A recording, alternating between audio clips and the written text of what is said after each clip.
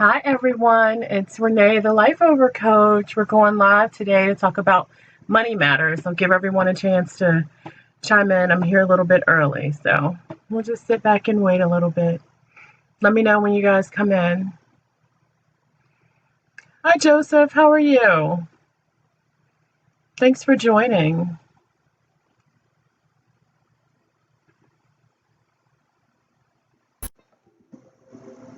Can you all see me on Instagram? I feel like you're looking at there we go. All right, I think we got it. All right. Sorry, I have like 3 things set up here trying to go live all at the same time on Facebook and Instagram. And I have 2 Facebook accounts. So, all right, we have a couple people here on Facebook. How was everybody's weekend?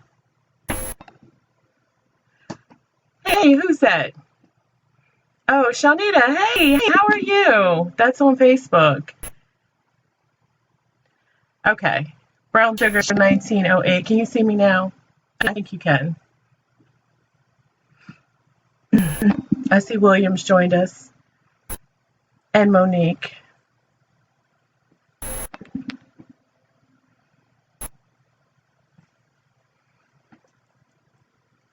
Hi, Naya and Nicole. How are you guys doing? Did you have a good weekend?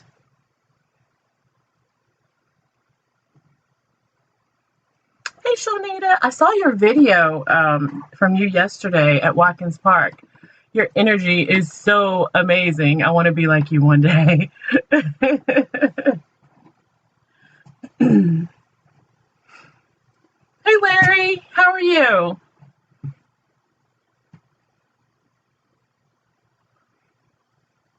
All right.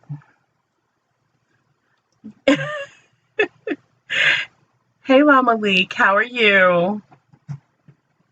Thanks for joining, guys. I'm so excited today. I have so much information to share. I was writing, and I try to keep this to about 25 minutes. So we may go a little bit over. So grab your pens and papers. I have a lot to share with you guys. So we're going to get started here in just a minute.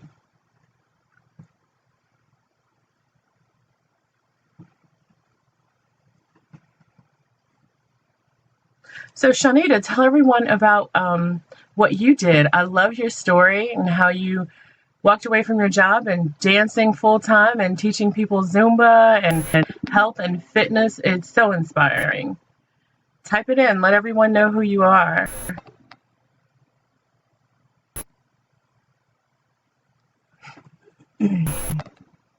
All right, so we're going to get started because people will be able to actually watch the playback. So I don't want to hold everyone up that's here. You guys have your pen and paper? Yes? Give me a thumbs up if you do. All right, so today I wanted to talk to you guys about money. Kind of money makes the world go round. It's something that we all need. And whether you work for someone else or you work for yourself and someone else, or you're trying to start your own business, money always matters and you need to have it. So I wanted to kind of get a poll of what are you guys doing with your money right now? What are some of the things are you saving? Are you investing? If you want to start, she said she was out partying. Good for her. If you want to start your own business, you do need to start saving up and understand what it is you need. So the first part of your business plan is really looking at your financials. How much do you have? How much do you need? How much are you saving? And what are all the things for your particular industry? Because every industry is different. So I can help you guys one-on-one with your individual industries and what you'll need based on my experience and all the people that I've worked with. But all of your startup costs from equipment, if you need your own building, how much is that going to cost? If you're going to be doing advertising outside of just social media, your startup in terms of personnel, how many people are you hiring? How much are you paying them? How much are you paying yourself? Because you got to pay yourself because you have to live. Unless you have someone else who's supporting you, that's also great as well. So all of those things, taxes, liability insurance, payroll for maybe 6 months.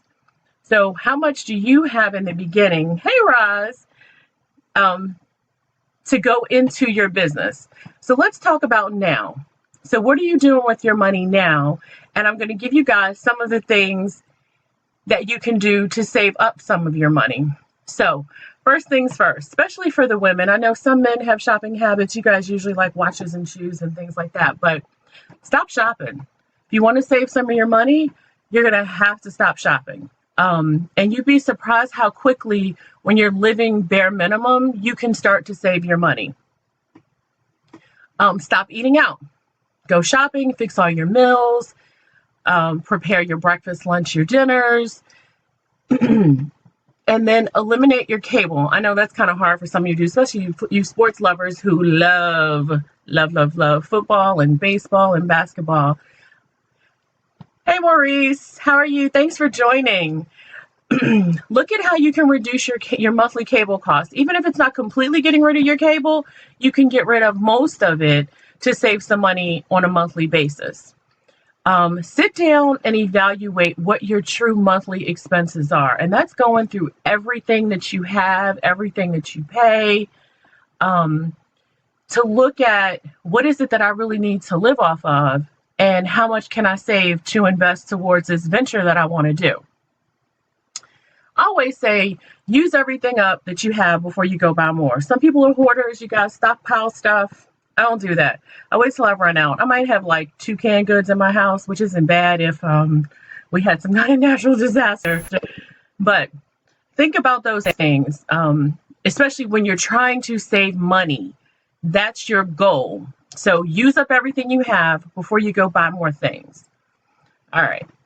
Any of you coupon? I'm not a huge couponer, but I have friends that are coupon queens, and they go to the store and they'll buy like $200 worth of stuff and they only spend like $10. So if you're a couponer, good for you. But that is another way that you can save money towards your goals or even just your retirement.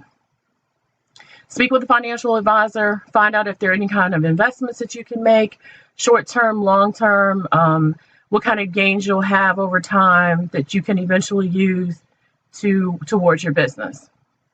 If you are married, try living off of one person's income. I know that's difficult. We all like to have big houses, big cars, big things, but that may not necessarily be what's best for you if you're trying to be an entrepreneur. So take a look. Typically, I always recommend the person who makes the least, see if you guys can live off of that person's income. But if not, set a budget and try to stick to living off of one person's income. That's another way. And then learn how to ball on a budget. I love to travel, but I'm big on finding deals and hotels and using points and have a timeshare. So use my timeshare. Excuse me. I use Groupon. Like if there are classes that I want to take, you can find stuff on Groupon. If you want to eat out, you can use Groupon. All those different things. So all of that eventually adds up towards what you want to do with your money eventually in the long run. Declutter your home. You'd be amazed at how much you can save when you're not looking at a bunch of clutter or buying things that you already have. That's a big one for a lot of people, because a lot of people out here are hoarders. I didn't realize that. So I actually started going in people's houses and working with them. All right. So what else can you do now with money? I've been preaching. The one person said yes. Most people don't do that. I tell people all the time, one person's income. And if you have 2 jobs, live off of one, save the other. All right. So if you have some extra money that you want to use now towards your business, invest in training or mentorship. Give you guys a story. I used to own a daycare facility. So in between me actually opening the doors and beginning the startup process, I actually went back to school, learned everything I could about children, became a certified daycare There's center director, which is very different from if you are an in-home director. So invest in yourself, invest in some training, some mentorship, hire a coach. Yes, cut cable. Exactly.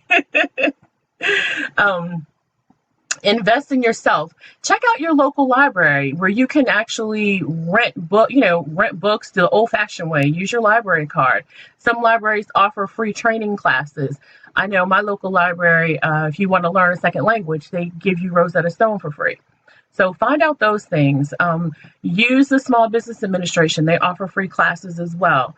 There are a whole lot of people out here on social media who do online trainings for free. So tap into those, log into them, hear what they're saying. All right, then the next thing is, what can you do now? Fix your credit. No matter what you do in life, you need credit in the United States.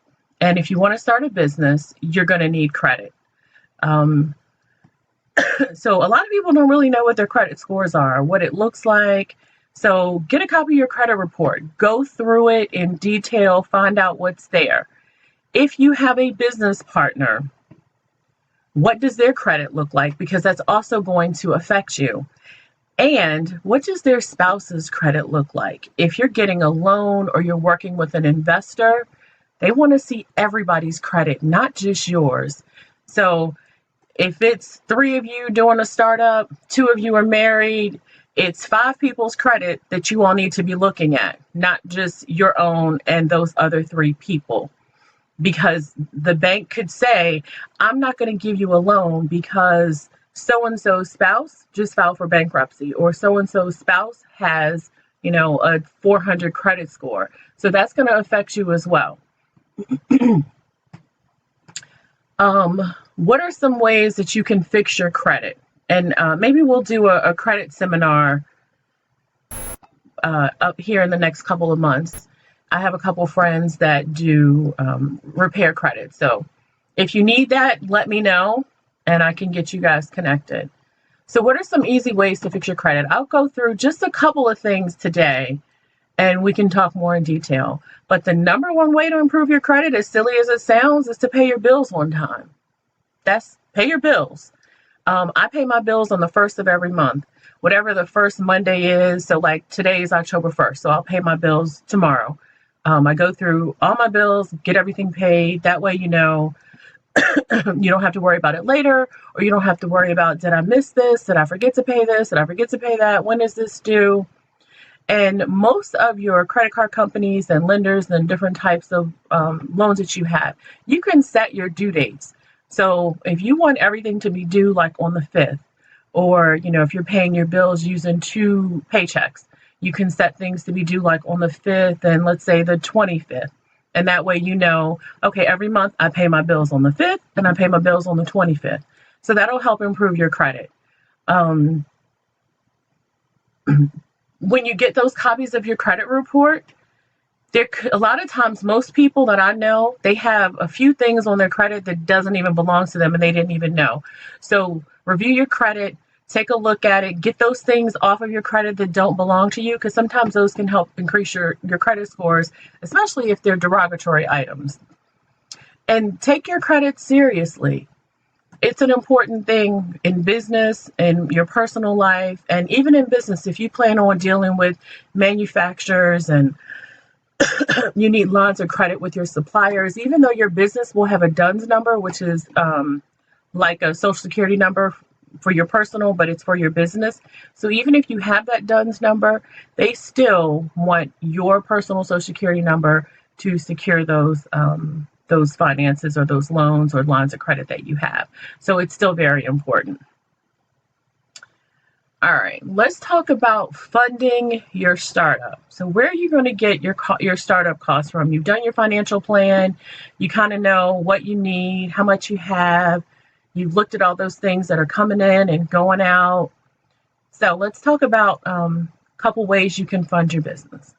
So one is what you have saved up, you can utilize. Or if you've got some 401k that you want to use, you can use that as well. You can also write a loan to your company. So I, Renee Butler, could give the Life Over Coach a loan. and you can define the interest rate and pay yourself back at a rate that you believe is reasonable and timely, based on what you need. I don't recommend maxing out all of your credit cards. I don't recommend maxing out all of your 401k. There are people who have done that, and that is great if it'll work for you. It's just not what I would personally recommend.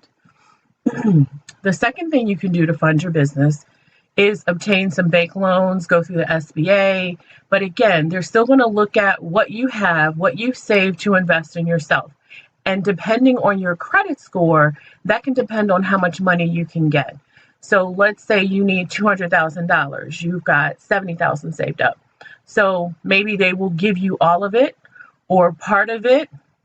Make sure items you paid off. Yes. Well, you want, if Landon, if what you've paid off, you've been paying on time, you don't need to have that removed off your credit, because that stands there and keeps your credit score high. So I just wanted to say that. But back to the loan piece.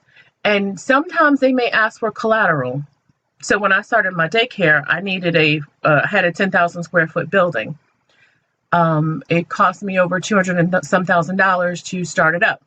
Well, they wanted collateral, so they put a lien on my home. So just make sure you're prepared when you go into a bank. You kind of know what you're dealing with. Work with somebody that can help you through all that those financial hurdles, and understanding what you're getting yourself into. Make those payments to the bank on time or early if you can get it paid off sooner. The third way that you can get some startup costs is to have investors, whether it's a private investor, a hard money lender for those of us that flip homes and can reach out to people who that's what they do, or even your friends and family. You'd be surprised at the number of people right in your circle that do business lending. Costs a little bit more, but it's still worth it if you're not able to get a loan through the bank, because sometimes those are a little bit harder to get. So sit down and think about, how much do I need? If I had 10 investors, what would be the interest rate that I would pay them back? And for your friends and family, make sure you pay them back on time. It's very difficult sometimes for us to get people to invest in us. And if someone steps out on a limb and says, hey, I believe in you, I like what you're trying to do here, I've got, an extra $5,000 or extra $10,000 sitting here, and you're offering to pay that person 30% interest. Well, that's better than the bank is giving them right now, and it's better than most investments that they've got going on. So it's a good way to get money that you need for your bank, as well as for your friends and family to make money if they are acting as your private investor. So I do that sometimes, and some people I charge 30% interest. Some people I charge 50%. It just depends on how much they want, what the payback schedule is, what their credit looks like, and if I've done business with them before, how soon did it take them to pay me back, and if their payments were always on time. There are 3 people that can call me, and whatever they need, I say, okay, we work it out, and I don't do any background checks or anything. They've done good business with me, so I continue to help them when they're trying to grow their business or get to that next level. So those are really the kind of relationships you guys want to be able to build with people, so that if you've got this venture that you're either starting or expanding or want to build upon, you've got people right at your fingertips that you can call. All right. 3 ways to increase your revenue. I have a ton of ways, but because we're just doing this live, I'm only spending 25 minutes with you guys on Sundays. I'm typically sticking to the kind of 3 rules. So I'll give you 3 things on each topic. So the first thing is to provide exceptional customer service. We all know that repeat business is the best business. So you want to make your customers happy, give them the best service that they can get and that you can provide. And if it's possible, go above and beyond what they're expecting. I'm not saying give away your products for free, but whatever, let's say you have a personal care type of service.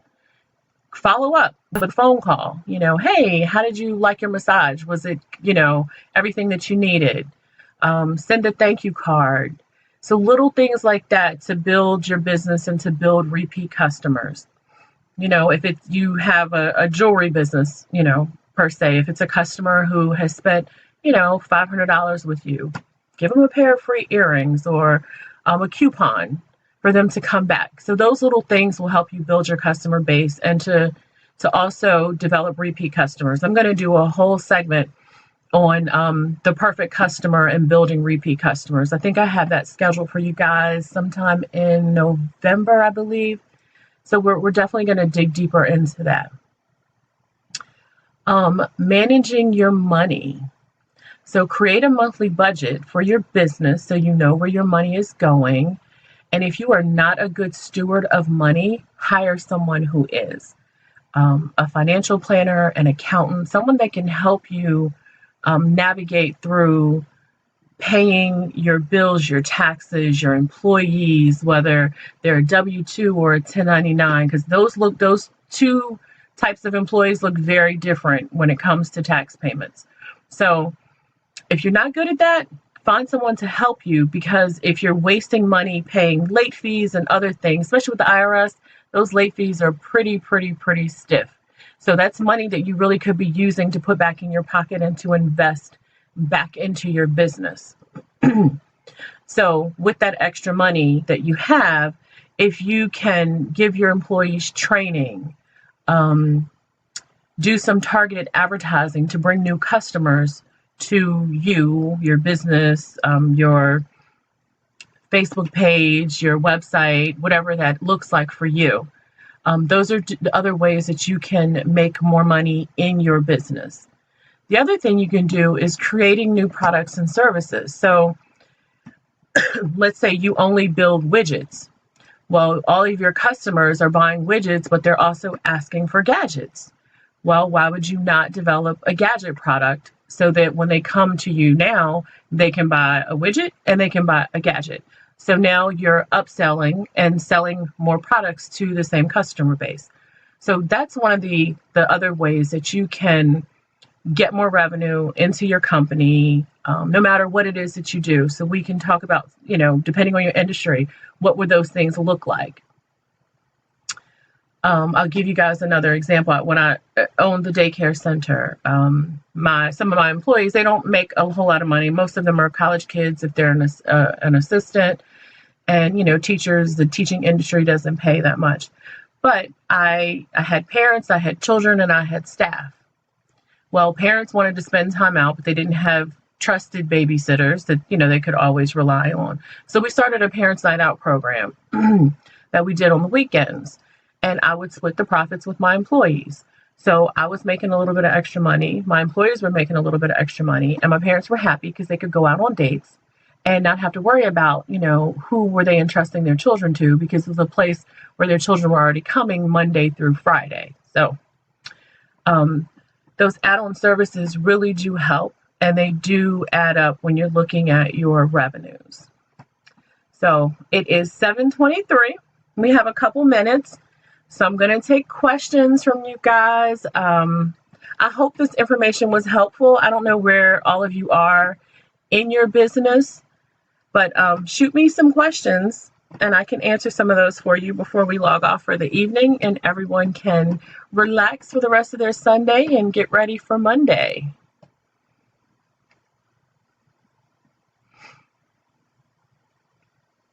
No questions? Does that mean I did a good job if you guys don't have questions? All right. Well, since you guys don't have any questions, I'm going to give you your time back. And I thank you all so very much for joining me. I'll be back next Sunday with another great topic. I'll post it sometime tomorrow, what we'll be talking about. All right. You guys have a wonderful, wonderful week. Oh, let's see. No questions, but just wanted to say hello. Hi, Gwen. Thank you. All right, guys. Oh, you have a question? Yes. What's your question? This is a question on Instagram. I guess she's typing before we sign off.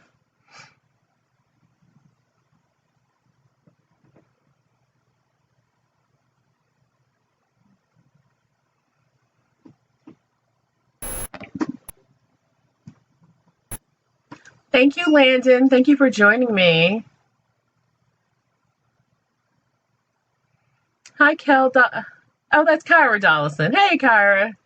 You'll have to watch the playback. We just finished up, but looks like one person has a question, so I was going to answer that question, and then we're going to sign out for the evening. I'll text you. It's pretty long. Okay, no problem. So thank you, everybody. I will see you next Sunday. Bye.